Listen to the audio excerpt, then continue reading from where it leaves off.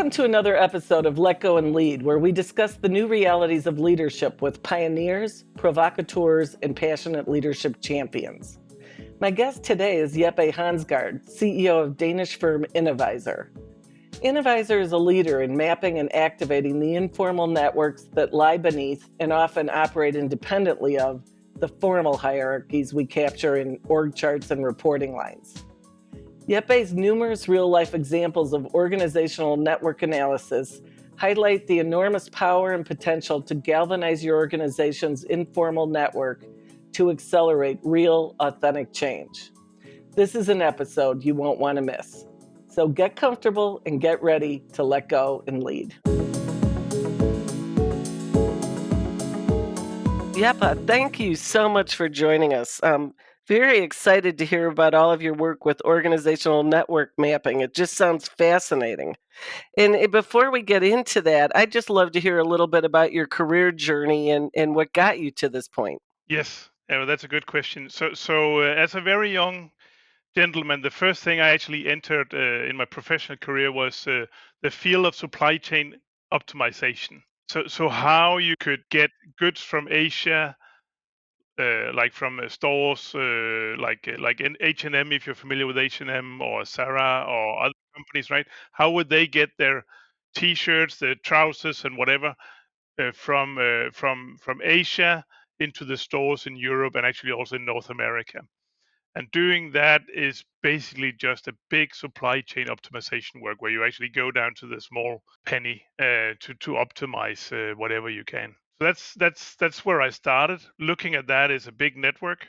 I then moved into change management consulting, which is a totally different field, right? I started to look at the organization as a network of people, as people being connected to each other, influencing each other, and then suddenly I got introduced to a method called organization network analysis, and from there on, that's where Innovisor started. I built a business around organization network analysis that is now a global company. And why don't you tell our listeners a little bit about what that is? Network analysis is really about understanding how people are connecting to each other. You can visualize it. Visualizations make sense when you're about 200 people or so, but when it gets above that, you have to get down to the real data underneath and analyzing. But what it can tell you is, for example, who is it that has the influence in an organization?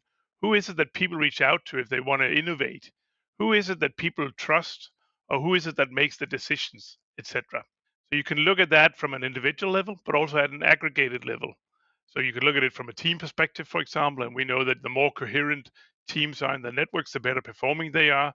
Or you can look at it at an organizational level. And sometimes you can actually look across organizations. So how organizations connecting to each other, then we call it ecosystems.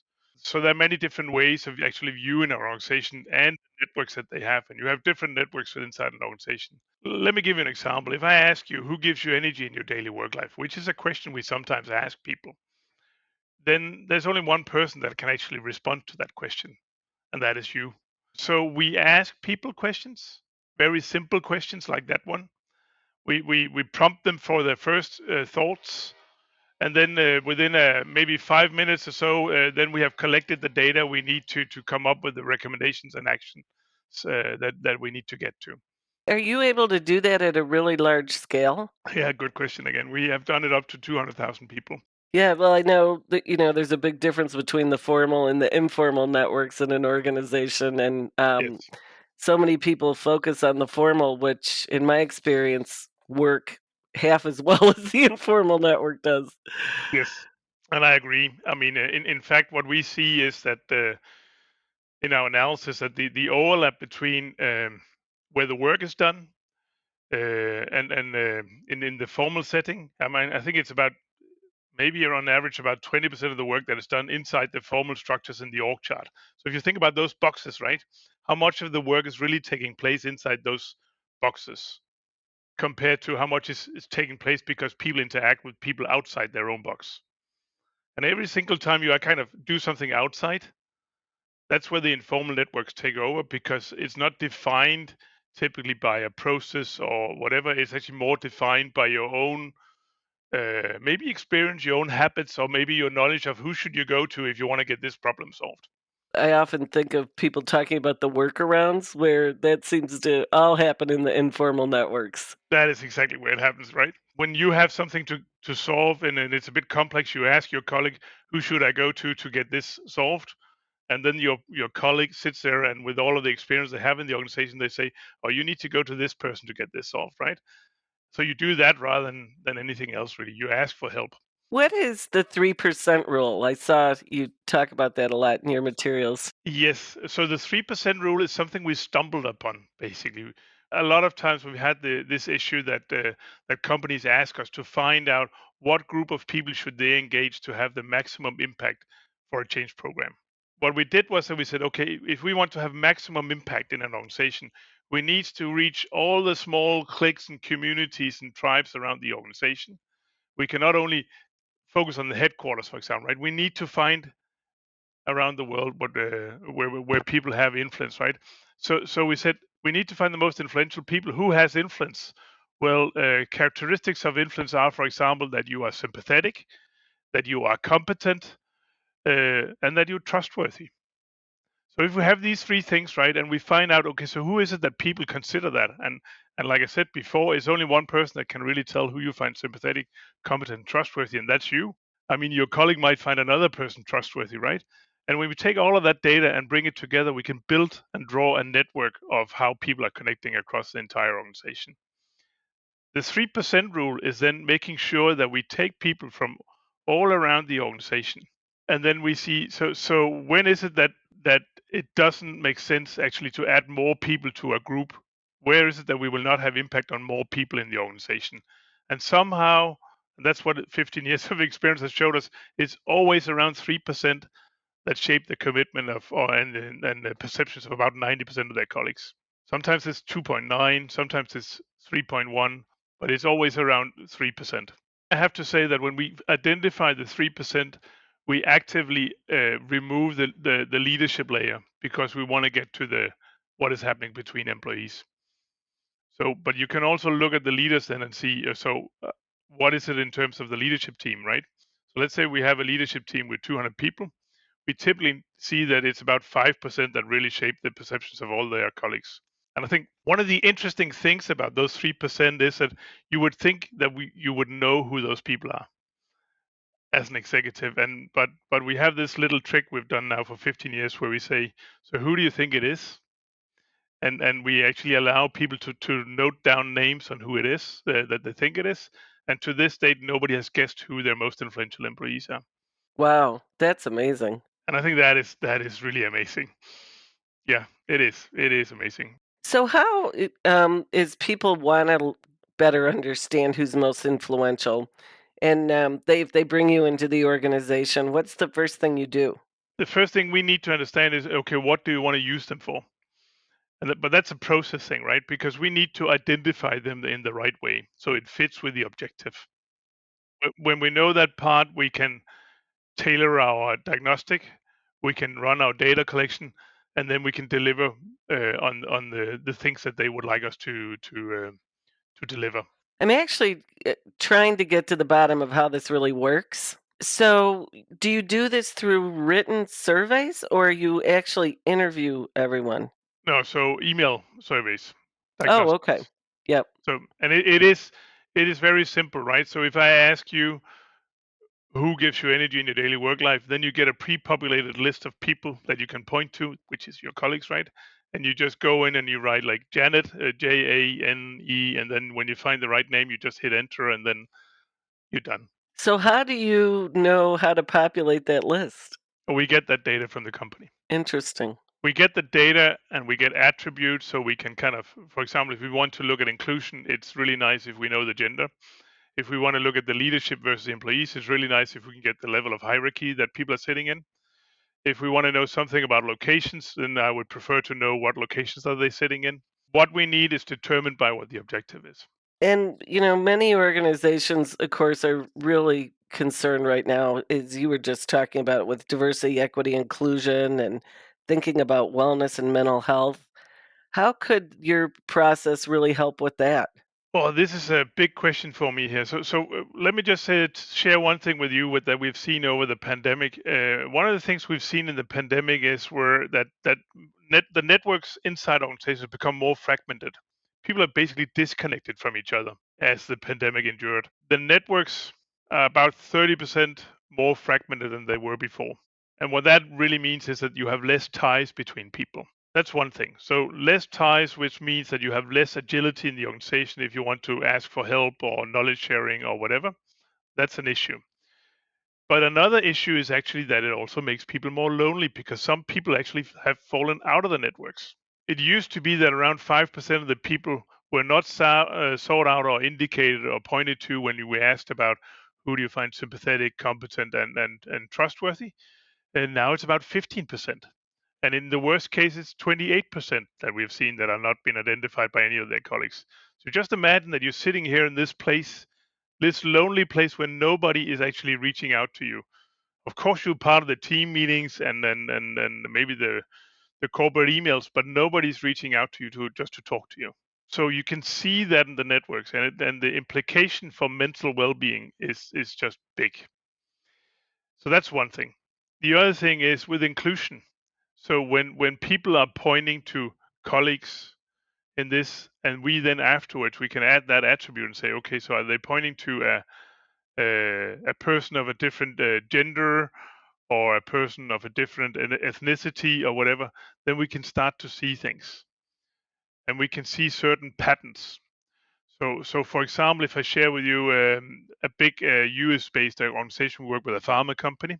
We looked at how they were connecting to each other, and we could see that at entry level, the women were really connecting a lot to each other, whereas the men were not really connecting to any colleagues when they got into the business, right? So at entry level, and then as they moved upwards, I think the men, they were more like oriented towards the top than the women, right? And you could just see that then at the top level, the men had created the same kind of old boys network that the women had at their entry level. And that's of course an issue, right? If you want to change the way that the two genders are working together, because there's no doubt that the better they work together, the better you are performing. And what did you find? So the women had a network at the bottom of the organization, but then what happened as they proceeded through well, I guess you're not looking at the same group of women, you're looking at two groups of women, right? The women closer to entry level and then women at the top. Yeah, so we actually looked at all levels throughout the organization, and what we could see was that when they kind of broke the ceiling at the top right, they still had to kick in the door to kind of get connected to the men at the top, which is an issue, right? Because then the issue is still existing. One thing is you get to the top, but if you still do not have any interaction, then what's the value then, right? So you need to make sure you create those connections right up front. Yeah, it's fascinating though. I mean that you could give a company that kind of path to really pursue. Yeah, let me give you another example that I shared with one of your colleagues, which is also pretty good. It's a biotech company, and what they wanted to do when they looked at the networks, what they wanted to add performance grading to it. So every single person had an attribute saying that either they were a high performer or a solid performer or a low performer, right? And then of course they also had a group of newcomers. And this interesting thing here was that all the high performers, they were connecting to each other, man. I mean, you want to be like together with people that are just like yourself. So that was not surprising. The solid performers, they were connecting to other solid performers and a bit to high performers because they were aspiring to be a high performer, right? That probably makes sense as well. The fun part in this one was that the newcomers who they were connecting to, because they were connecting to the low performers. And I think this is actually probably happening in a lot of organizations because when they got into the organization, right, of course, they didn't have any credibility at all in the organization. So who was ready to welcome them and talk to them? It was the low performers. That's fascinating. And then you think about who's now modeling what what we do here. But that's exactly the problem, right? So if you don't think about your onboarding process and how people are getting connected into the networks in the organization, then you might actually face that problem, and it's not a good one. I'm just thinking of all the different ways that this could be used. And, at Gagen, we talk about 6 levers that we often look at in terms of change.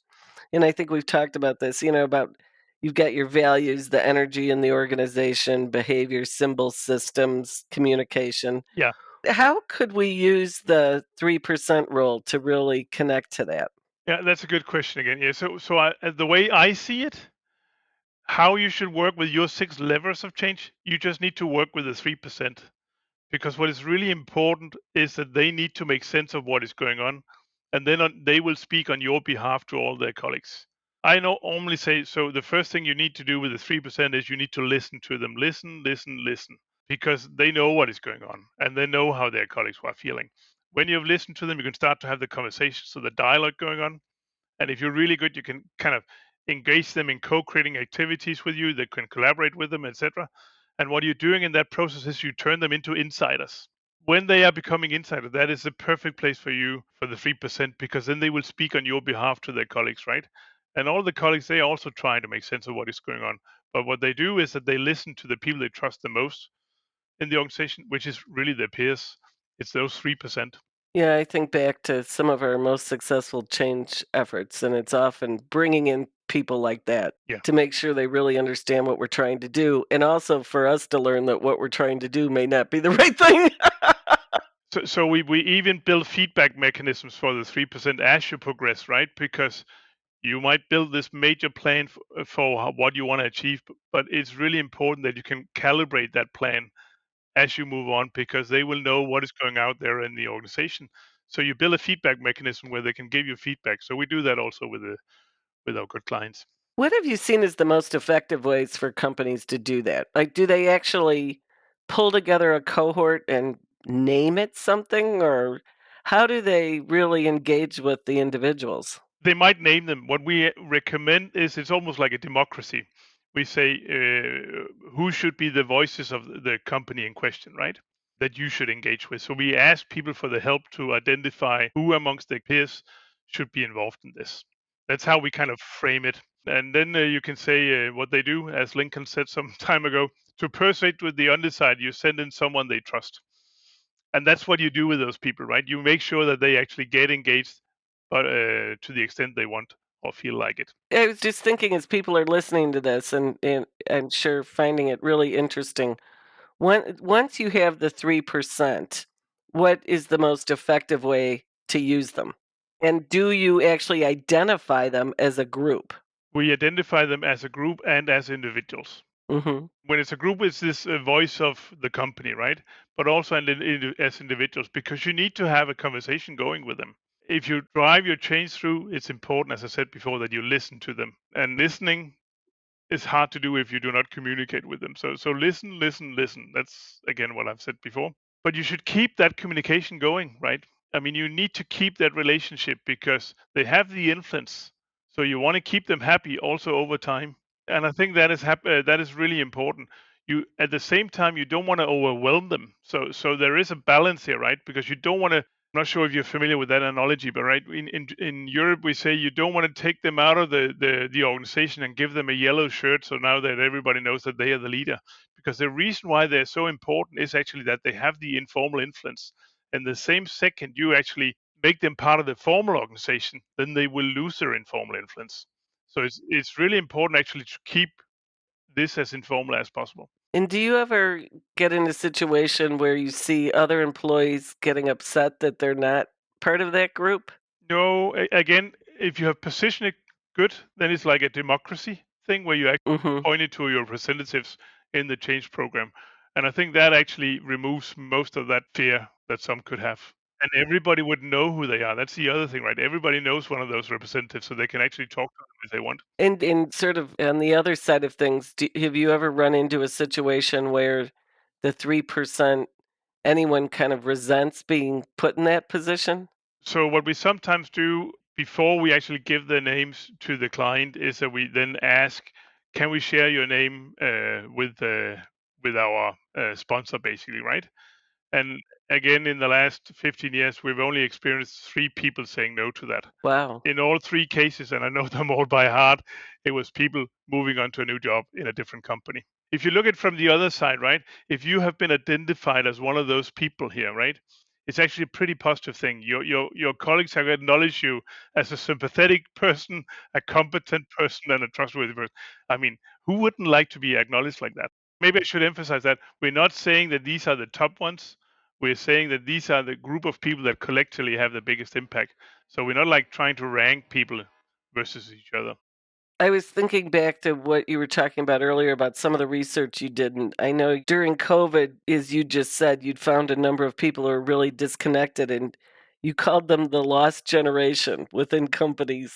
Yes. How are you thinking about that, and what are you doing around that situation? So the lost generation for us is the group of people that joined a new company from March 2020 and then 6 months forward, so about September 2020. Those people were facing onboarding practices that were not built for COVID, so they were not virtual, so at least not built for it, right? So what we could see or have been able to see is that they have been significantly less integrated into the company networks, and a lot less integrated into the networks than the people that actually joined the company as from September 2020 and onwards. And it's still the case. The issue here is that when leaders look at that group of people, they see them as actually a tenured group of people, right? They've been with the company almost 2 years or more than 2 years, right? So why would they even think about building their networks? And what we recommend here is really practically, we say first as a leader, make sure you show them that you see them. So this is about a one-on-one conversation here. Talk to them and tell them, okay, we know that this was a tough time when you got hired into our organization. And secondly, try to find out who is it that they should be connected to in the informal networks, because they haven't built up that experience of connecting to people while they were working in the office or whatever. So they don't have it. They need someone to help them build those informal networks. That's interesting because, there's a lot of media coverage out now that many people who join new companies during COVID are leaving. And, I've heard numbers up to 40% of people are looking for new jobs. And I wonder if that's really at the root of a lot of it. It's interesting. I think if you combine that thing that you just mentioned here with the loneliness of people not being reached out to, so Right. new people coming in that nobody connects to, I think you have a good reason for that at least. And it harms well-being, as we talked about before, mental well-being. But that, I think, it actually gives companies a place to look as they're trying to understand what's happening and why they're losing people. I think that's a really interesting concept. And I mean, you don't need to do a net organization network analysis to do this. You actually just go into your employee master data and you look at that group of people. I mean, we have proved it already. So I mean, for me, it's about most people, most leaders should just know this, that they need to connect to those ones and see if they can help them. For nothing else, it's good for people. So just do it. As people think about doing this kind of diagnostic, are there any watch-outs that they should consider or to be careful about? Yes, I think there are a couple of watch outs. First of all, I think you need to have an objective. We have seen some companies that just want to do this because they think it's a fun thing to do, kind of get a hold of how the network's looking. But I mean, your employees will hate you for it, right? They know that if you're not doing anything with it, it just creates this fatigue that you also know from engagement surveys. So you should only do this if you have something to use it for. I think that's really important. Another thing that I think is really important is that when you look at networks, people sometimes again they fall in love with networks. You have to understand that networks are different depending on what you are looking at. So the decision network, for example, in an organization is looking different than the influence network. The friendship network is also looking different than the innovation network. So you need to understand that how networks are really working. I've seen some companies that wants to run an email analysis of something, and then they have, and now I'm thinking about a US company as well, as a US pharma company. They were looking at who was sending the most emails, and they found out that the people that were sending the most emails were also on the talent list, or so they actually made the conclusion that just because they were sending the most emails, then they were also the right talents, and nothing could be further from the truth, right? So what we actually see sometimes is that those people that you can identify through as really active on digital communication channels, they are totally invisible in the informal networks. And again, if you just think about, okay, so if you want to ask a trusted person for help and advice, what's the first thing you do? Is the first thing you do sending an email, or is the first thing that you actually call that person? Or maybe even better, you find the person, you ask the person face to face how they can help you. And I think it's obvious to everyone we're not sending emails when we really want to have a qualified, competent answer. So you cannot really use the digital channels for this. That's interesting, and you talked about making sure you really know what you wanna use the network for. Why don't you give us some examples of the ways that network analysis is most effective? Like, what kind of question might I have, or problem I wanna solve, or opportunity I wanna grab on that I'd say, "Wow, this would be great to know the network." One of the things we see is often in relationship, and I'm giving you examples now, right? One example is with mergers and acquisitions, or I should say after acquisitions, if you want to integrate two companies together. The first thing that always happens is that people, when they get acquired by an outsider, there's nothing that can kind of make people stick together as being acquired, right? Right. Right. Yeah, we see that a lot. So you get acquired, you kind of make sure, okay, from now on, I'm only going to eat lunch with all the people that I was working with before, and every single time you pass by them in the hallway, you kind of nod to each other, and you know, okay, we're the secret crowd here from this acquired company. Those networks, we can see those in organizations 10 years later, where they're still like tightly knit networks that we cannot explain with anything else than they have been acquired. Not because they're sitting in the same team or whatever. And network analysis can illuminate those networks, and it can find ways for you to dissolve them by making sure you find individuals that are really connected inside, and then connect them with individuals from the other company. And typically, what we say is if you give them a task where they can work together on, where they can have a bit of social time and a bit of fun, because there's nothing that connects as having fun together, then over time they will build those connections. It doesn't go like this because relationships and networks are pretty sticky, but it will happen. One of our partners is actually a capital fund. So what they do is that they go in and they acquire companies. They carve out a part of the organization, and then after 1 or 2 months, when they've kind of fixed the first initial things they wanted to fix in the leadership team, we do the first assessment. And then we find out, okay, who should be retained, or who is it that they really need to focus on retaining as, because there's going to be a lot of fluctuation, and we have certain experts that we really want to retain, and or people that provide value, right? So that's one group. But we also want to retain or make sure we identify who has the influence. It's not the same group of people. So so we identify those people, and then they work with them over time, and we reassess and we track what is happening, and we do that over a 4 to 5 year period, right? Because that's where they try to make the most value out of their acquisitions, and then they sell it off again. And when they sell it off, they can actually tell the acquirer how the company is actually integrated. They can tell them who is that you really need to integrate, or not integrate, but retain in that process when we are going through the sell off.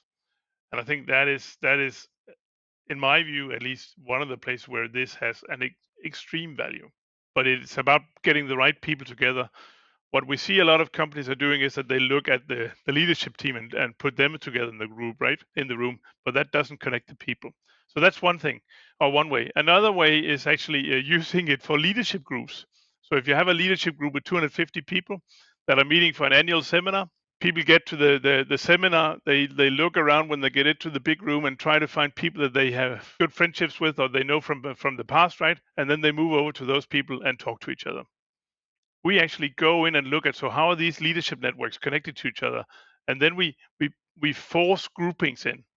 We connect people together that are not connected to each other, or people that have pointed to each other for effectiveness potential. One of the key questions we ask in leadership groups is, who could make you more effective if you could collaborate more with that individual? And I don't know why, but in leadership groups, that's one of those groups where we have the most silos that we see that you can expect. I mean, that no other groups have as many silos as leadership groups, and they have all kinds of excuses for not connecting to each other. And very often, the solution for connecting people is so simple that you just tell them you have both pointed to each other for effectiveness potential. You now go out of the room and you have 5 minutes to find out how do you work on this tomorrow, and then you report back to us. It's such a quick fix that I mean, you cannot imagine it. It's just amazing when that happens. Yeah, it's interesting. It's like a quick intervention. It is. I mean, what I can best compare this leadership intervention that we do with is actually with a wedding planner, right? We just use it in the opposite way. When you plan for a wedding, you put people together at the tables that you would like to have a good time, so they could be seated together. We do the opposite. We put people together at the tables that don't know each other, don't want to talk to each other, and then we give them tasks so they get connected. As you're thinking about this, are there ways that leaders then need to behave differently as they learn about these organizations? It depends on the leader, of course, and I think I can normally group leaders into two categories: the ones that already do this, and then the ones that have a small challenge with it. But I think the first thing you need to do as a leader is you need to be open to that you do not know everything. You do not know it all, and certainly you do not know how your employees are connected to each other. If you as a leader are humble enough to say, I don't know everything, I am not that arrogant, then you're already on a good journey. So understanding that rather than just think you should actually ask your people, who is it that they trust, who is it they connect to, who is it that could make them more effective, who is it that they, this is another good question, who is it that they would go to stretch their thinking, which is typically a totally different breed of people than what we normally see in organizations. Stretching your thinking makes me think of innovation, and I know there's been a lot of talk as of late as to whether companies' innovation is being really hampered by remote work. Yeah, What do you think of that? I think it is, and I think it requires a good effort to make sure that people connect to each other. Again, I think the informal networks could be the answer. I just shared something on my LinkedIn profile here today about a pharma company we work with, another pharma company. It's not the same. It's actually different pharma companies I've been talking about, but this is another pharma company. In a group of 2,200 people, we identified who were the most creative and innovative people, and none of them had the innovation in their title. None of them were really recognized by anyone else, right? But it was the people that people were going to stretch their thinking. An important group of people, right? And these people, they were not connected to each other, so they didn't even know each other as well. And what this pharma company did, and you can of course look it up on my profile, but I mean, what they really did was that they connected these 45 people into one 30-minute setting, and in that 30-minute setting, they uncovered everything that happened at grassroots level in the organization. Something they said would otherwise have taken them 2 years to uncover. They uncovered by talking to the grassroots, and then I think that is insane. And it's a really fantastic story about how you can actually fuel innovation uh, if you circumvene the informal or the formal structures. Yeah, or talk to the people closest to the work. Exactly. That's terrific. What else should I be asking you? Well, that's a good question. You could ask me about my favorite project. It's one of my first projects, and I think actually because we didn't really talk about that, it was a change program. So with a major wind turbine producer, and I'm just giving you the story here. So the story is that the person that was identified as the most influential person in the organization, it was an energy company. The person that had the most influence was not someone that the people higher up they actually knew, or they knew it was a really new person. It was a person who had only been there for 4 months, and they said, how could that person be the most influential person? So together with the HR director, we actually researched what made that person influential. First of all, he had his nationality against him. He was a Frenchman. And I don't know how you feel about that, but in Denmark we often have this thing about Frenchmen. They're pretty arrogant. We don't want to really to have anything to do with them. I actually like French people, so I'm not, personally I like them. But we have this thinking about them, right? It was a Frenchman. He had only been there 4 months, and somehow he had created a network, so he was the most influential person. But we looked at what he was doing. What he was doing was that he traveled between the different locations they had, and they were not far apart. It was like 2 hours or 3 hours apart. So he was kind of commuting back and forth all the time, right? But when the meetings were over, everybody else jumped out in their cars or took the train, and then they went back to their home office. What he did was that he always stayed behind and socialized with people, asked people how they were doing, and I mean, within 4 months, people knew that okay, this guy is actually really sympathetic. But he's not only sympathetic, he's actually also competent. He actually knew stuff. So they could ask him questions. I mean, 4 months and being the most influential person. What does that tell you? It tells you at least that influence does have nothing to do with how many years you've been in the organization. So tenure is not a characteristic of a really influential person. What is more maybe a characteristic of an influential person is that they tend to be a bit more introverted than what we expect. And maybe there's a reason for that, because I think if you want to ask a person for help, who would you go to ask for help? You probably go to a person that actually reflects on what you're actually asking for, then reflects and reflects, and then come back with an answer, rather than a person that just waits until you pause a single second and then they give their answer, right? So I think that is one of the secrets that we really should be aware of. It's a different breed of people. I think that's a great add to this conversation, to really think about the introverts. Yeah, And of course, even in your story, you point out that introverts aren't as obvious as you think either, because here's a person who's socializing with yeah, everybody, but is exactly. an introvert. Right. Yeah, no. I mean, the fun thing is that we met the same Frenchman some years later, and I was explaining, and this was in another energy company. I was explaining the case to our sponsor we were kind of pitching to, and then I was telling them about this Frenchman, and then she said, "I think that Frenchman is now working in our company because there's a person that has just joined, and the person is doing the exact same thing, and it was the same person." So It was? that Wow. so that person apparently had a habit of doing that when he joined a new company, and it's a good practice.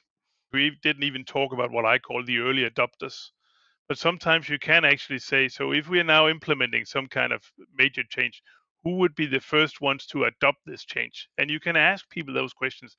They know who amongst their colleagues would be the first ones to adopt it. And those people you really want to engage, but here they love being engaged, right? Because it's people that love to play with things, so they like to try out new things.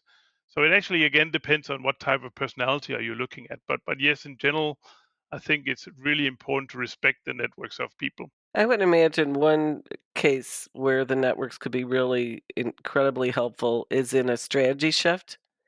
And as a company's thinking about going in a new direction or transforming the organization, really getting that 3% on board and understanding what we're trying to do and what it'll take to get there, and to help the leaders understand what it's really gonna take to get there. So we've seen that often in strategy and culture shifts. Actually, right from the start, where you do stuff, make sure they're with you. With the part of the sessions, almost where you define it, because they they might know the culture better than you do as a leader, right? So get them into that session, and then use them as your advocates as you roll it out to the organization. We have a company we're working with in Houston. They've been really successful with doing that. It's a company with about 500 people, and I mean the way they engage they call them change ambassadors. That's the word they use, right? The way they engage the change ambassadors in changing the culture was just magnificent. Yeah, we've found that often that that's a really effective use, but what's interesting about this is how you find them in the first place. Exactly. That's also Yeah, the hard part. and that's what you bring to the table, which is terrific. Are there certain things you think leaders really need to let go of? I think leaders really need to let go of that. They think they know everything, right? They should trust their people. I mean, in my view, people are marvelous and they can do marvelous things if you just let them. And I think that's really a key learning for me. You need to let go of the control gene that you might have. Make sure that people can get to work. Most people really want to do brilliant work and will do whatever they can to succeed.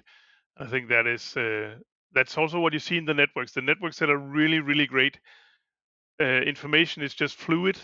The networks are fluid. People are connecting to each other. They are solving issues very, very fast. You can actually measure the agility of this happening. And the good companies, they are just really, really good at this. And the good leaders are really good at empowering people to do this. Yeah, we see that a lot too, and that the most agile organizations are the ones where the communication is not just going down and up the organization, but it's all across the organization. Exactly. It's all over. And that's really how things move quickly, right? Yeah, no, but I mean, from a metric point of view, you can measure this as the distance between everyone in the organization.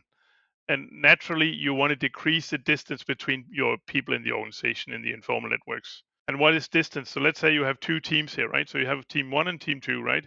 So if there's a person over here who wants to ask his leader for help or her leader for help, then they have to go up. That's a distance of 1. They have to go across to the other leader. That's a distance of 2. And they have to go down, which is distance of 3. So rather than having a distance of 3 where you kind of follow the formal structures, the best thing you can do is just to have a direct communication, right? Then you're down to 1. And that's the way you optimize networks.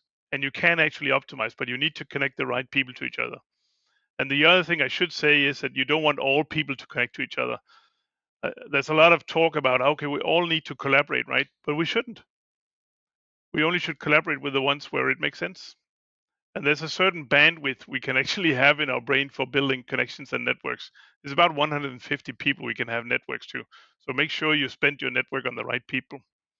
And I think that's where the leadership challenge actually is for the future, making sure that you tell your people who is it that should connect to each other, where is it that it makes sense, where is the value, and then leave them to themselves so they can create the value. That's an interesting thing too, because of course there's, the whole theory of really be mindful of who you surround yourself with. Yes, So, Jeppe, thank you so much for joining us today. This was absolutely fabulous to hear all about what you're doing with the organizational network analysis. thank you. It was a pleasure being with you.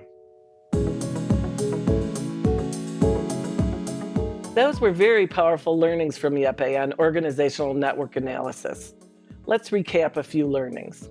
Organizational network analysis can show to whom people reach out if they want to innovate, who are the people they trust, and who has influence in the organization, as well as who makes decisions.